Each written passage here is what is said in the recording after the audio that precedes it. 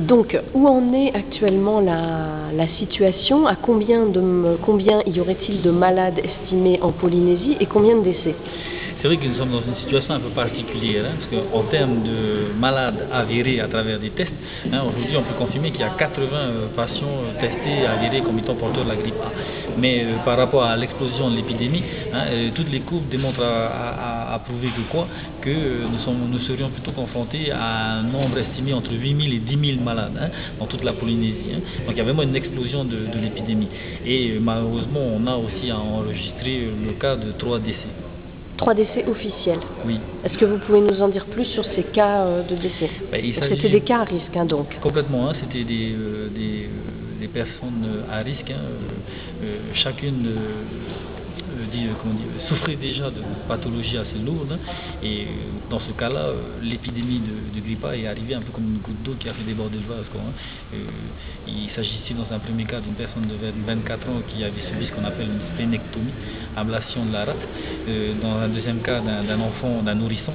Et dans le troisième cas, d'une personne souffrant de diabète et d'obésité. Donc on attend encore une augmentation du nombre de malades. Sur combien de mois et avec combien de cas, de pourcentage de cas à risque? En fait, la notion de pourcentage de cas à risque n'est pas liée directement à l'épidémie elle-même, c'est plutôt savoir quels sont le nombre de patients qui ont les aspects de personnes à risque, c'est-à-dire les personnes de plus de 65 ans, les enfants de moins d'1 an, les femmes enceintes. Il est possible que si dans 6 mois, par exemple, l'épidémie est encore présente et que dans 2 mois, une femme tombe enceinte, de 4 mois après, elle fera partie des personnes à risque parce qu'elle sera enceinte. Donc là, il ne s'agit pas vraiment d'un pourcentage, c'est d'un potentiel. Par contre, en matière de pourcentage, c'est plutôt combien de personnes dans ces sujets à risque ou dans la population globale seraient susceptibles d'attraper la maladie. Et c'est de là que on table sur une population totale de 260 000 habitants, on pense à peu près à 80 000 personnes qui seraient susceptibles d'attraper la maladie. Donc jusqu'à quand? Jusqu'à quand, c'est un peu aussi là le point d'interrogation. Ça va dépendre du comportement du virus par rapport aux éléments que nous allons mettre en place de lutte contre son expansion. Et à travers quoi? À travers l'octroi de médicaments, d'une surveillance sanitaire plus accrue et surtout grosse stratégie, la vaccination. Et la question qui va venir après, c'est justement quand on va commencer la campagne de vaccination. C'était ma question qui suit. Exactement. Donc sur la stratégie. Donc d'abord la vaccination, est-ce qu'elle est réellement prévue? Et si elle est prévue, qui sera vacciné? Voilà, dans ce cadre-là, déjà j'ai eu un accord de principe des autorités de l'État qui participerait de façon active à la campagne de vaccination avec la remise gracieuse des vaccins. Mais le gros point d'interrogation, c'est de savoir quand est-ce que ces vaccins seront disponibles sur le marché. Et là, malheureusement, à l'heure où je vous parle, je ne dispose pas encore des éléments qui me permettent de vous répondre précisément. Nous espérons pouvoir disposer de ces vaccins à la fin du mois de septembre, dans le meilleur des cas. Et à partir du moment où ces vaccins on en disposera, et il est sûr que la vaccination serait orientée en priorité sur les sujets à risque et sur tous les personnels qui ont un contact étroit avec les malades, les pompiers, le personnel médical et toute une catégorie de personnes. Et puis au-delà de ça, il y a aussi les personnels travaillant dans des administrations vitales. D'accord. Et donc en attendant le vaccin, donc il y a une nouvelle stratégie qui se met en place là. Quelle est-elle? Oui, en attendant le vaccin, la stratégie qui se met en place, c'est une stratégie d'étalement de l'épidémie, de façon à permettre aux structures sanitaires de ne pas être débordées par le nombre de malades, par l'afflux de malades. Et pour ça, il y a une montée en puissance des centres capables de recevoir ces malades, avec des ouvertures de dispensaires, des dispensaires proches du centre. Lesquels? Dans un premier temps, là, déjà, dès ce week-end, il y aura l'ouverture du dispensaire de Faha. Et dès la semaine prochaine, nous sommes en train de réfléchir à l'ouverture du dispensaire de Papara, celui de Papeete et celui de Mahina.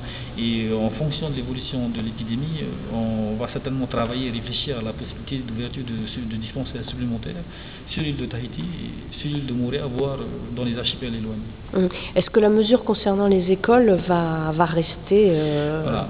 il est vrai que va être maintenue. Voilà, il est vrai que pour le moment, on est avec une approche bien particulière. C'est que dans chaque classe, à partir du moment où il y aura 3 cas suspects, il y a la réflexion autour de la possibilité de fermer ou pas la classe. Et à partir du moment où 50% des classes d'une école seront fermées, la réflexion va tourner autour de la possibilité ou non de fermer l'école.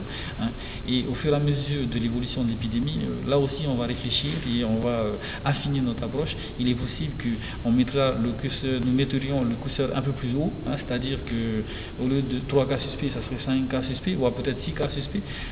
Et au-delà de ça, il y aura aussi la possibilité, en fonction de l'évolution de l'épidémie, de ne plus fermer les écoles.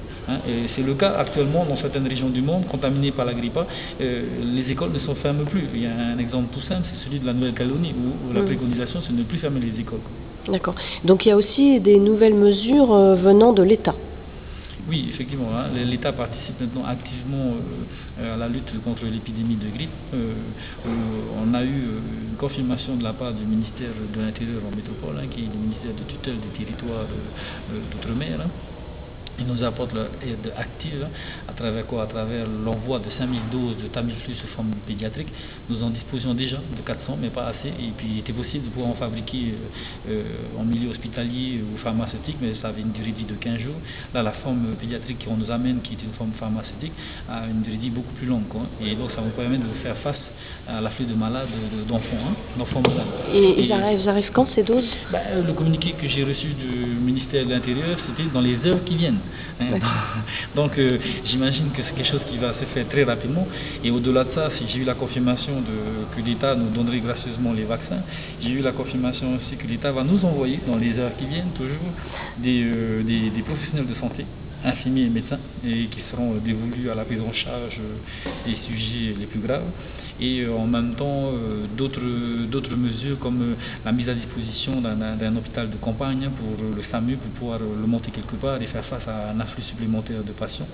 Et nous avons aussi comme autre mesure, ma mémoire me fait défaut. Est-ce que ces mesures, c'est l'État qui l'a décidé comme cela, ou c'est une demande du pays? C'est une demande du pays, mais au-delà même de la demande du pays, je pense que c'est une prise de conscience de l'État face aux exigences que nous avons pour lutter contre l'épidémie, parce qu'il faut savoir que ce n'est pas spécifique à la Polynésie française, c'est une mesure qui va s'appliquer à la Réunion, à la Nouvelle-Calédonie et à la Polynésie. Très bien, je vous remercie beaucoup.